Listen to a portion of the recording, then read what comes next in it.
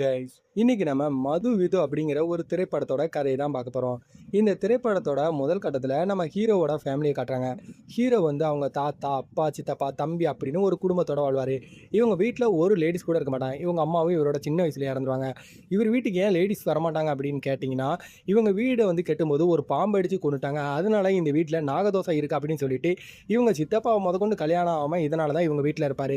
நம்ம ஹீரோக்கு சீக்கிரம் கல்யாணம் பண்ணிடணும்னு சொல்லிட்டு அவரும் பல இடத்துல போய் பொண்ணுங்களை பார்ப்பாருங்க. ஆனால் எந்த ஒரு கல்யாணமும் செட் ஆகாது.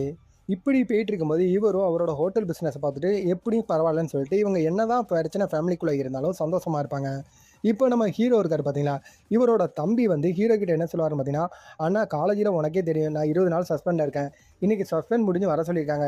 வரும்போது கண்டிப்பாக ஃபேமிலியில் யாரையாவது கூப்பிட்டு கொஞ்சம் வரி ஆடினோன்னே, நீ அப்பாவையோ சித்தப்பாவையோ கூட்டு போக வேண்டியனாடா அப்படின்னா, உனக்கே தெரியும் அவங்களுக்கு நான் சஸ்பெண்ட் ஆன விஷயமே தெரியாது. இப்போ மட்டும் நான் சஸ்பெண்ட் ஆனன்னு தெரிஞ்சால் நான் செத்து ஆடினோன்னே, சரி இரு வரேன் அப்படின்னு சொல்லிட்டு அவங்க அண்ணனும் அவர் தம்பியை கூப்பிட்டு காலேஜுக்கு போகிறார். காலேஜில் இவர் எதுக்காக சஸ்பெண்ட் பண்ணியிருப்பாங்கன்னு பார்த்தீங்கன்னா, இவர் ஜூனியர் பொண்ணு கூட ரீல்ஸ் பண்ணியிருப்பாருங்க. அதான் அந்த பொண்ணை ஃபோர்ஸ் பண்ணி இவர் ரீல்ஸ் பண்ணியிருப்பார். இதனால தான் இவரை வந்து சஸ்பெண்ட் பண்ணியிருப்பாங்க. இப்போ அந்த ஜூனியர் பொண்ணோட கசின் அந்த இடத்துக்கு வந்திருப்பாங்க. அவங்க தான் இந்த படத்தோட ஹீரோயினி. இப்போ காலேஜில் என்ன சொல்லுவாங்கன்னு பார்த்தீங்கன்னா, நீங்களே சொல்லுங்கள் இப்படி இருந்தால் இவனை சும்மா விடலாமா, இவன் மேலே போலீஸ் கேஸ் தான் கொடுக்கணும் அப்படின்னா ஹீரோ என்ன சொல்லுவார் பார்த்தீங்கன்னா, சரிங்க ஏதோ சின்ன பையன் தெரியாமல் பண்ணிட்டான், இந்த ஒரு தடவை மன்னிச்சிடுங்களா அப்படின்னு. மன்னிக்க மாட்டான், அதுக்கு பதிலாக இவனுக்கு 2 தண்டனை கொடுக்கணும்னு சொல்லிட்டு நம்ம ஹீரோவை மன்னிப்புக்கு கேட்கறது மட்டும் இல்லாமல் இவனோட இன்ஸ்டாகிராமை வாங்கி அதையிலே உள்ள ஃபாலோவர்ஸ் எல்லாத்தையுமே டிலீட் பண்ணி விட்ருவாங்க. இப்போ ஹீரோவும் என்ன பண்ணுறதுன்னு தெரியாமல் சரி ஓகே அவன் நல்லா இருந்துட்டு போகிறான் அவன் லைஃபுக்காக தான் சொல்லி அவர் தம்பிக்காக இவரும் மன்னிப்பு கேட்டு அவரை சரி பண்ணிடுவாங்க. இதுக்கப்புறம் இந்த பிரச்சனைனால ஹீரோக்கு ரொம்ப டிப்ரெஷனாக இருந்ததுனால இது எப்படி சால்வ் பண்ணலாம் அப்படின்னு சொல்லிட்டு ஒரு இடத்துக்கு போய் டிப்ரெஷனை குறைக்கலான்னு போனால் அந்த இடத்த நடத்துறதே இவருக்கு இன்றைக்கி டிப்ரெஷன் வர காரணமான நம்ம ஹீரோயினி தான். இப்போ ஹீரோயினி இவங்களை பார்த்தோன்னே என்ன நான் நேற்று பேசின விஷயத்தினால உங்களுக்கு டிப்ரெஷன் ஆகிட்டா அப்படின்னா ஒன்றும் இல்லைங்க அப்படின்னு சொல்லிட்டு அதுக்கப்புறம் தான் நம்ம ஹீரோவும் ஹீரோயினியும் ஒரு நல்ல ஃப்ரெண்டு மாதிரி ஆவாங்க. இப்போ இவங்க 2 பேரும் நல்லா ஃப்ரெண்ட் ஆகிட்டு இருக்கும்போது ஹீரோக்கு கல்யாணம் ஆகலாம் இந்த பிரச்சனை நடக்குங்கிற விஷயத்தை தெரிஞ்சுக்கிட்ட நம்ம ஹீரோயினி அவங்க சொந்தத்திலே இவருக்கு தெரிஞ்ச ஒரு பொண்ணை வந்து இவங்களுக்காக பேசுகிறாங்க.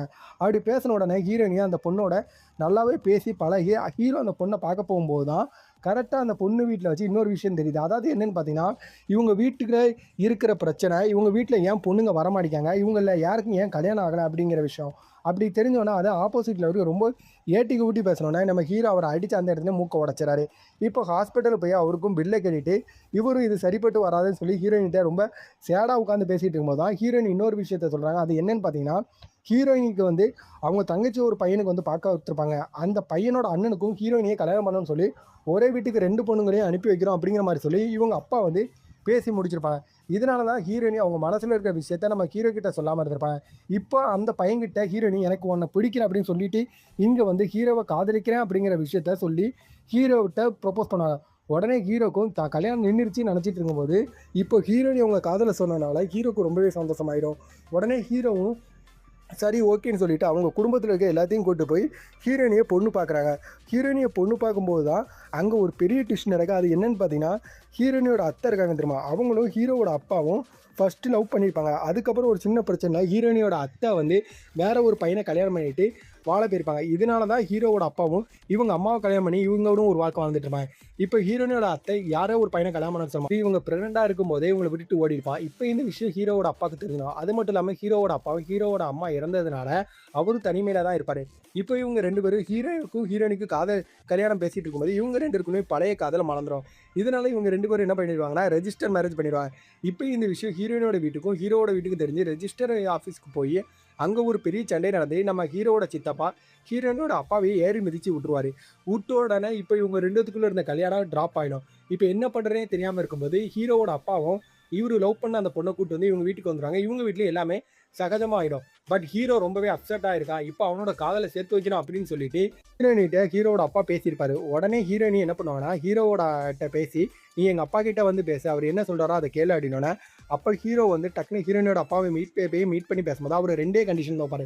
என்னன்னு பார்த்தீங்கன்னா, கல்யாணம் இப்போதைக்கு உடனே பண்ணிக்கணும், அது மட்டும் இல்லாமல் உன் சித்தப்பாவும் என் தங்கச்சியும் உங்கள் அப்பாவை கல்யாணம் பண்ணுற அவனும் இங்கே வரக்கூடாது அப்படின்னு சொன்னேன்னா சரி ஓகே அப்படின்னு சொல்லிட்டு இவனும் சரின்னு சொல்லி இதுக்கு ஓகே பண்ணிடுவார். இப்போ வீட்டுக்கு வந்து இந்த விஷயத்த சொல்லும்போது ஹீரோவோட சித்தப்பா நான் வராமல் நீ கல்யாணம் பண்ணிடுவாடா, உன்னை சின்ன வயசுலேருந்து தூக்கி வளர்த்துறேன் என்னையும் மறந்துட்டி அப்படின்னு சொல்லிட்டு அவரும் வருத்தப்பட்டு வெளியே போகிறேன். வெளியே போய் அப்போ தான் இன்னொரு இடத்துல இவர் கேபிள் மாட்டிட்டு இருப்பாரு. இப்போ கேபிள் மாட்டும் போது அங்கே இருக்கிற ஒரு பொண்ணு இவரை ரொம்ப நாளாக லவ் பண்ணிட்டு இருப்பாங்க.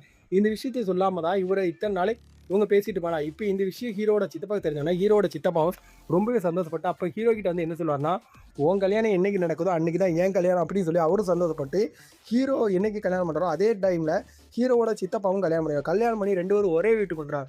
ஒரே வீட்டுக்கு வந்தாலும் ஹீரோயினியோட அப்பாவை ஹீரோ சித்தப்பா மிதிச்சதுனால ஹீரோயின் என்ன சொல்கிறாங்கன்னா, இந்த வீட்டில் இருந்து ஃப்ளாட்டுக்கு வந்து அவங்க மாறணும் அப்படிங்கிற ஒரு முடிவில் வந்து இருப்பாங்க.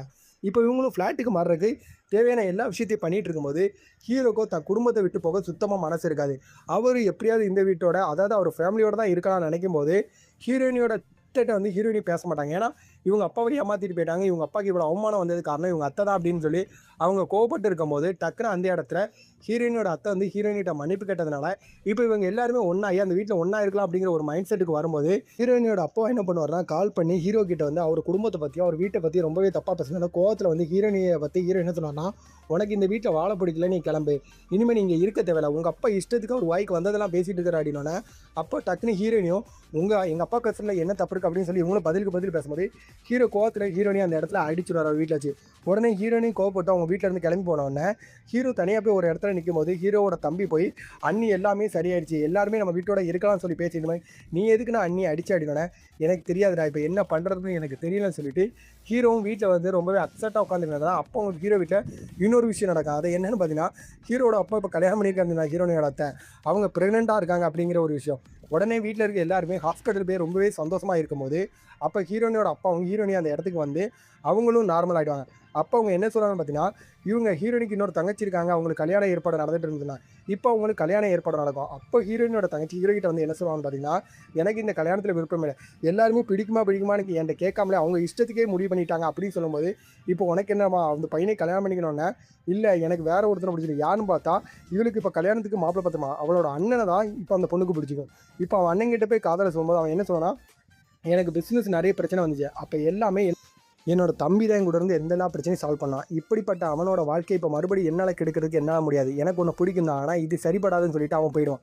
இருந்தாலும் ஹீரோயினோட தங்கச்சி அவனை தான் லவ் பண்ணுறாங்கிற விஷயம் தெரிஞ்ச உடனே ஹீரோ இந்த கல்யாணத்தை நிப்பாட்டுறதுக்கு தேவையான எல்லா விஷயத்தையும் பண்ணன விஷயம் வந்து ஹீரோயினோட அப்பாவுக்கு தெரிஞ்சு ஹீரோயினோட அப்பா அங்கே வச்சு ஹீரோவை வந்து அடிச்சிடும். அடித்ததுக்கப்புறம் இங்கே கல்யாணத்தை வச்சுட்டு பெரிய பிரச்சனை நடந்துட்டு இருக்கும்போது அப்போ தான் அந்த இடத்துல கரெக்டாக கல்யாணம் பண்ணிக்க போகிற மாப்பிள்ளை இருக்கான் தெரியுமா, ஹீரோயினோட தங்கச்சி மாப்பிள்ளை, அவன் வந்து மைக்கில் வச்சு அவன் அண்ணன் லவ் பண்ணுற விஷயத்த சொல்லி எங்கள் அண்ணனே தான் லவ் பண்ணுற பொண்ணை என்னால் எப்படி கல்யாணம் பண்ணிக்க முடியும் அப்படிங்கிற சொல்லி ஹீரோ இன்னசென்ட் அப்படிங்கிற விஷயத்தை புரிய வச்சு அவங்க குடும்பத்தை எல்லாத்தையும் ஒன்று சேர்க்கறதோட இந்த திரைப்படத்தை வந்து முடிப்பாங்க. இந்த திரைப்படத்தோட கதை கான்செப்ட் எல்லாமே என்னென்னு பார்த்தீங்கன்னா, நமக்குள்ள 1000 பிரச்சனைகள் இருந்தாலும் எந்த ஒரு டைம்லேயும் நம்மளோட கூட இருக்கிற உறவுகளை விட்டு கொடுக்கக்கூடாது அப்படிங்கிறதா இந்த திரைப்படம். இந்த திரைப்படம் ஒரு ஃபேமிலி என்டர்டைன்மெண்ட் ஒரு செமையான திரைப்படம் தாங்க சொல்லலாம். சரி ஃப்ரெண்ட், நான் சொன்ன விஷயம் பிடிச்சிங்கன்னா